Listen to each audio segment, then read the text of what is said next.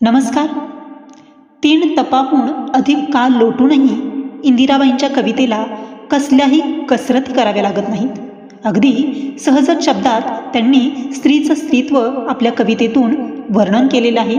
अशीच डाळिंब ही इंदिरा संतांची कविता इतर कवितांपासून वेगळी आहे, कारण ती अंतर्स्फूर्त आहे आणि अत्यंत स्वाभाविक अशी आहे. म्हणून आज पाहूया आपण डाळिंब ही कविता. डाळिंब. घर कसे घाटदार रसरशीत डाळिंबासारखे, घर कसे घाटदार रसरशीत डाळिंबासारखे, घरातील माणसे कशी डाळिंबातील रसाळ रंगतदार दाण्यांसारखी.